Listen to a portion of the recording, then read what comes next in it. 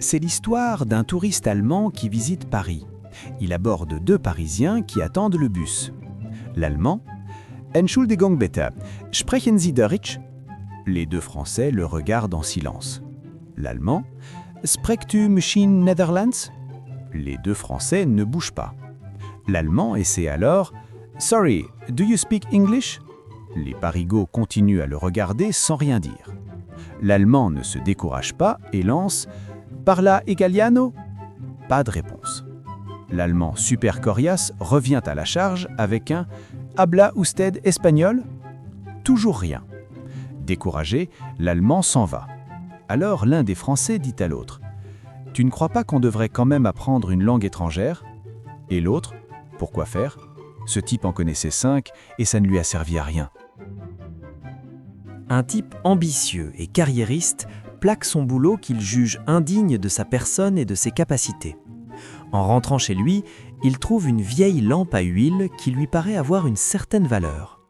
Il pourra peut-être en tirer un bon prix chez un antiquaire.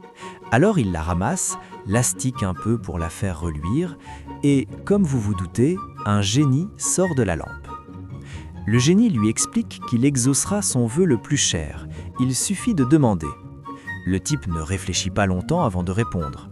Ce qui lui importe le plus dans la vie, c'est le boulot.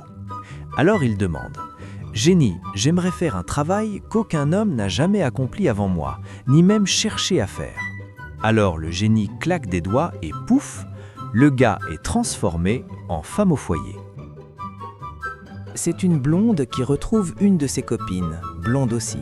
« J'ai encore raté le permis. » Qu'est-ce qui s'est passé ?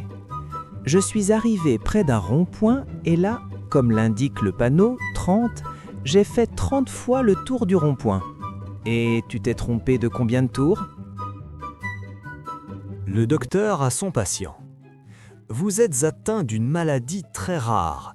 Je vais vous mettre en isolement total avec un régime de pizza et de crêpes.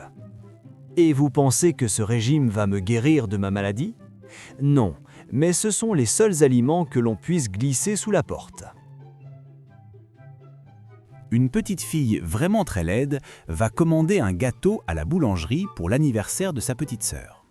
La boulangère, émue par cette petite fille si laide, lui propose de mettre le prénom de sa petite sœur en toutes lettres sur le gâteau. « Comment s'appelle ta sœur ?»« Elle s'appelle Pétale. »« Que c'est beau ! Et comment tes parents ont eu l'idée de l'appeler Pétale ?»